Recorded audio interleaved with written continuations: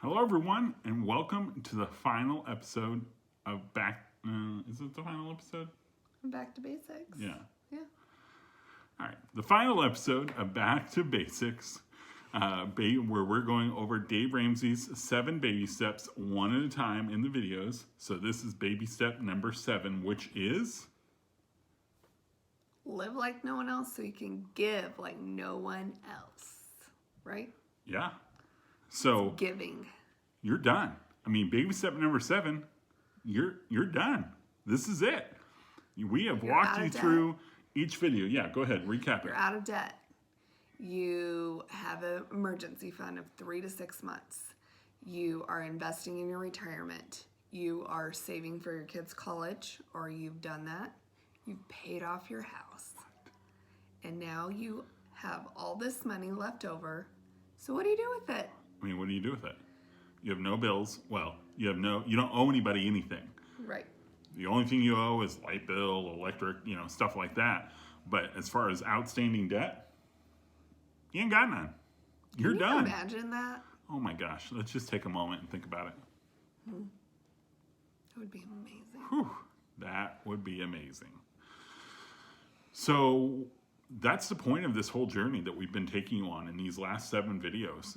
We started off with a baby emergency fund of $1,000. Then we talk about the debt snowball, where we're rolling down your debt, smallest to largest, as fast as you possibly can.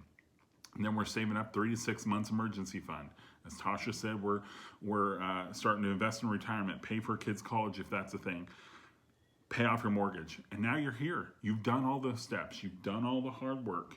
On average, it usually takes people about 8 to 9 years to get to this point, which sounds crazy, but at the same time, not that crazy. Because if you're thinking about people knocking out 15 or 30-year mortgages in 7 years, Crazy. it's pretty awesome. Yeah. And all of that is because of focused intensity on each individual step as they were on that step. Right. So that's why we've been walking you through these different baby steps, because we want that focused intensity on your side. We don't want you to be doing a little bit of retirement and a little bit of paying off the house. And we gotta put some money toward the college fund for the kids.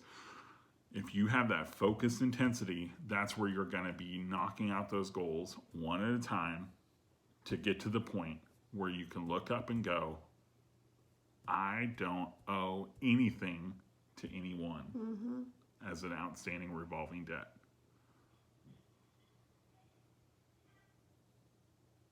So, if you're just now starting baby step number 2 and you're like, I am so far away from this, it's not even, I can't even imagine this day. This is a good time to dream. Yeah. Think about Huge. all the things that you can do once you're out of debt. You have your house paid off, you're ready for your retirement in the future. Think of all the things you can do. You could travel. What are some other things that we've gotten in our class? The steps are build wealth and give. That's what baby step number 7 is about. So you're going to still be contributing to retirement. So you're building your wealth, right? Getting ready. You're still working, building your wealth, getting ready for retirement whenever that is, and just stockpiling money for that. But also to give and to do whatever you want with it. So in class, one of the things we always do when we're leading Financial Peace University, which is Dave's class on these topics, we always ask people to dream out loud. Like, what would you do with that money? Travel is a huge one that we get all the time. Paying for your kids' college is another one that we get, which we've already kind of set you up for that as far as saving for the future for your kids. But maybe it's, maybe your kids are in college now and you're just cash flowing it with them. That's fine too. That's one that we get a lot. We get paying for grandkids' college. So now you're already looking at the next generation. Right. Giving is a big one as far as, helping out, starting homeless shelters, starting homeless programs. We had one lady that wanted to start like a single mom's group where she was able to, go out and buy stuff that single moms needed for, going back to school and funding all of that so that a single mom didn't have to worry about that. Instead of only handing backpacks to the kids, buying an entire wardrobe for them for the year, things like that. Not that a backpack isn't helpful, of course it is, but she was she had big dreams. She wanted to do the whole gambit. And before taking our class, it was something that she never thought was possible. Right. And by the time we got to the end of the 7 weeks and she had a plan, she had done her budget now for about 2 months. She started seeing her extra funds go to debt and realizing that with a plan, she was going to be able to knock out her debt in the next 2.5 years. All of a sudden, that dream started to become possibly a reality for her. And you could just see the change come over her. And when she was coming to class at first, she was kind of beaten down, and you can just tell with those people when they walk in. And by the end of the class, they've been given so much hope, and they've already seen it in action. This baby step, when they get to this baby step number 7, and they can see that video where people are making a difference and giving like they never thought they'd be able to give before, man, what a testimony! What a huge thing that is for them. It's not just giving a little bit, right? You think Extravagant. You could buy somebody a car, pay off their electric bill for a year, buy their groceries for several months, pay for somebody's tuition at a Christian school, or there's just so many possibilities that I am excited about. So the challenge is, hey, if you're out of debt and you have your mortgage paid off, God has called us to be generous. It's His money, and we are to be generous with that. So we challenge you to give. But if you're on baby step number 2, baby step number 3, we challenge you to dream. Write a list of all the possibilities for your money and what God can do with you and through you when you're at baby step number 7. Yeah.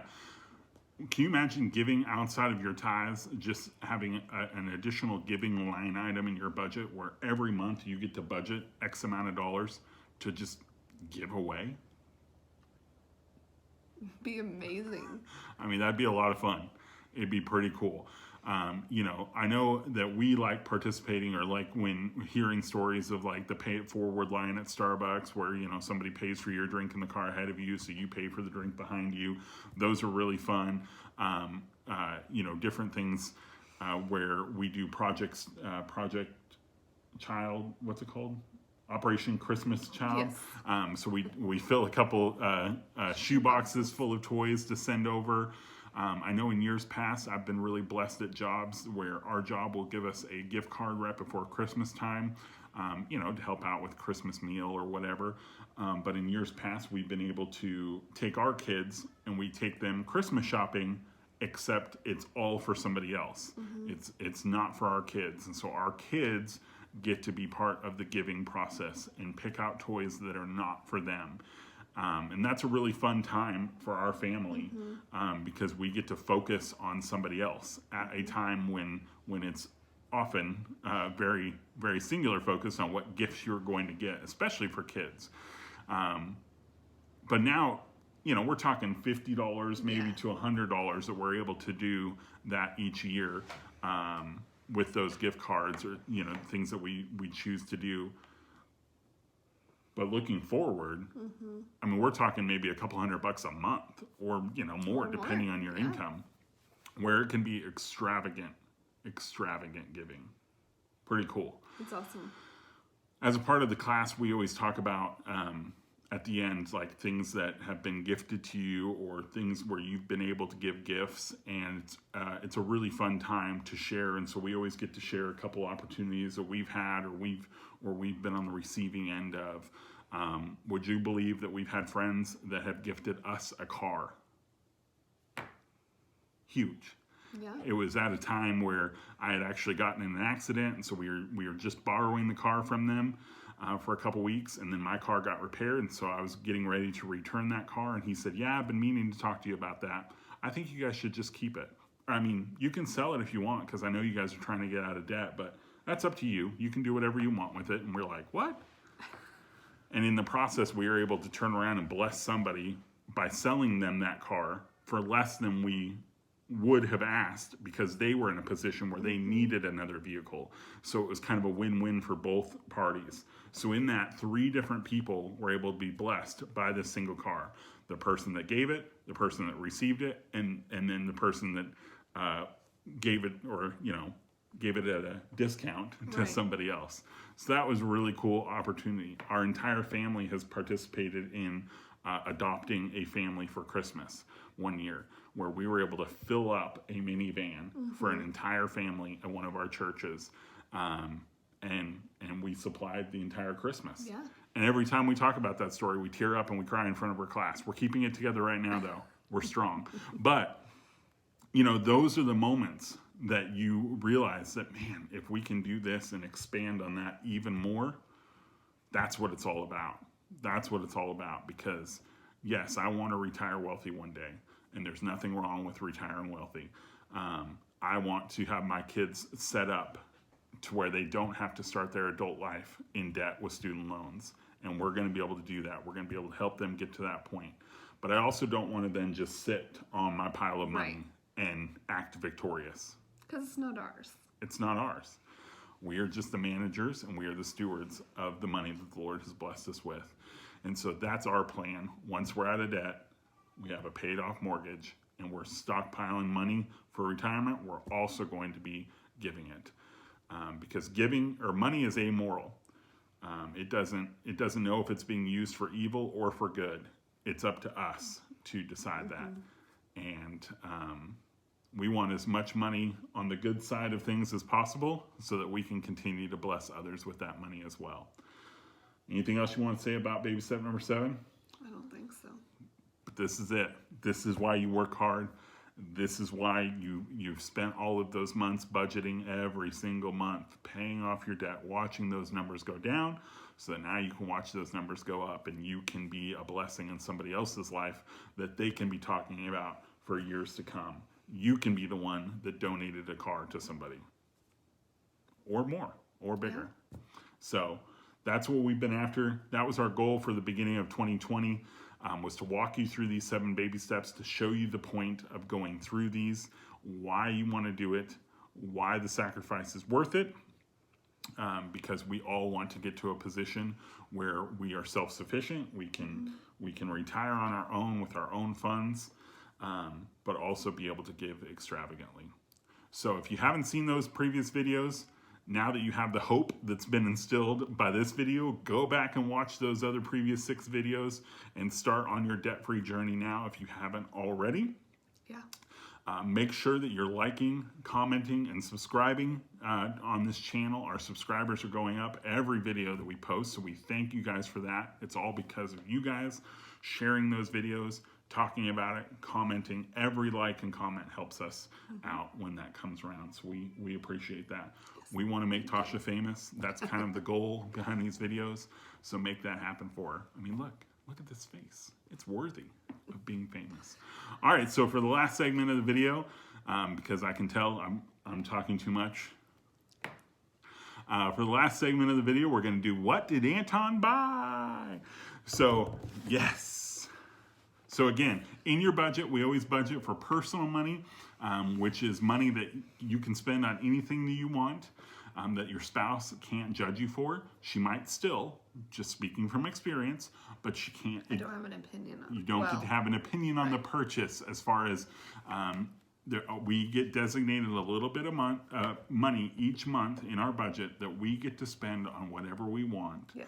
So that burden of being under a budget that some people feel is lessened a little bit. Because if you want to drive to work and pick up a Starbucks on the way to work on a rough Friday morning or whatever, you can do that, and it's not affecting the budget. Yeah, some people call it blow money. So if you feel like, oh, I just need to blow some money, then you have that available to you. We call it personal money because, it's Anton's money, Tasha's money.